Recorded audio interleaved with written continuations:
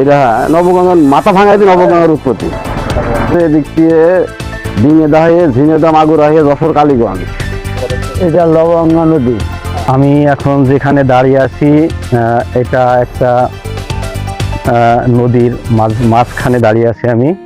এবং ইন্টারেস্টিং বিষয় হলো আমি যেই নদীর মাঝখানে দাঁড়িয়ে আছি এটা হচ্ছে আর কোনো নদী নাই, বাংলাদেশের একটি অত্যন্ত পরিচিত, এটি হচ্ছে নবগঙ্গা নদী। এটা হচ্ছে উৎপত্তি স্থান হচ্ছে চুয়াডাঙ্গা জেলার তালতলা নামক স্থানে। এবং এই নদীটি উৎপত্তি হয়েছে এই যে আমার পিছনে দেখতে পাচ্ছেন মাথাভাঙা নদী, এই নদীর থেকেই মূলত এই নবগঙ্গা নদীর সৃষ্টি হয়েছে। এবং এই মাথাভাঙারই শাখা নদী এই নবগঙ্গা। এই নদীটি প্রায় 214 কিলোমিটার পথ অতিক্রম করে চুয়াডাঙ্গা, ঝিনাইদহ, মাগুরা হয়ে এই নদীটি কুমার নদের সাথে মিশেছে। তবে এই যে উৎপত্তি স্থল অর্থাৎ এই যে চুয়াডাঙ্গার তালতলার যেই মাথাভাঙা নদী পাশ দিয়ে যে তালতলার পাশ দিয়ে যে মাথাভাঙা নদীটা বয়ে গেছে, এই নদীর থেকেই মূলত এই নবগঙ্গা নদীর উৎপত্তি।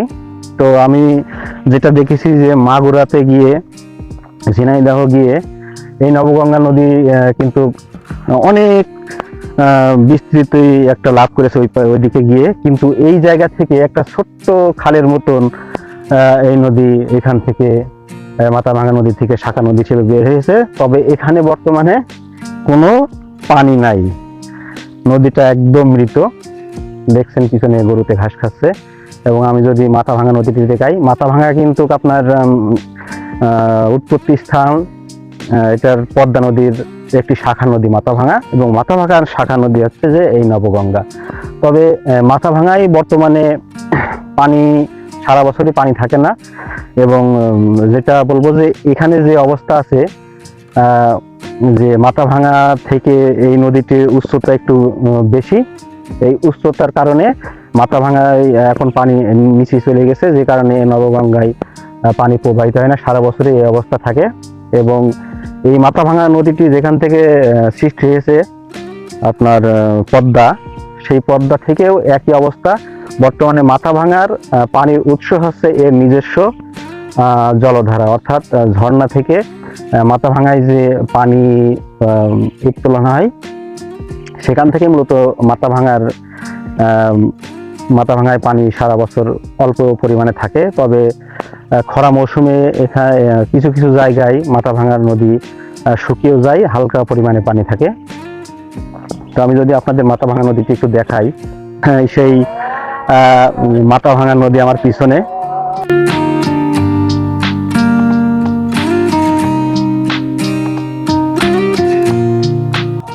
এবং আমার পিছনে দেখতে পাচ্ছেন নদীতে একটা ব্রিজ আছে, এবং এই ব্রিজেই আপনার নদীর বাঁধ দেওয়া যখন এখানে পানি হয়। তো আমি দেখেছি আজ পর্যন্ত এই মাথাভাঙা নদীতে যখন পানি বাড়ে ভরা মৌসুমে, বর্ষা মৌসুম, এখন বর্ষা মৌসুম, তারপরেও কোনো পানি নাই। এবং যখন মাথাভাঙা নদীতে পানি বাড়ে তখন এখান থেকে হালকা পরিমাণে পানি যায়, দেখতে পাচ্ছেন। এবং পিছনে দেখেন এটা হচ্ছে যে মাথাভাঙা নদী।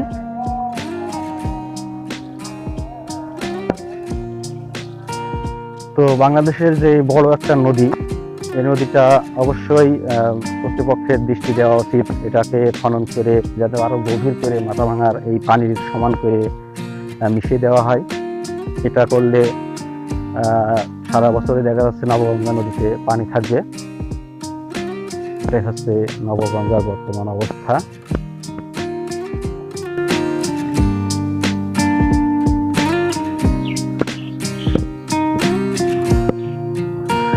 ওই যে দেখছেন নবগঙ্গা নদী।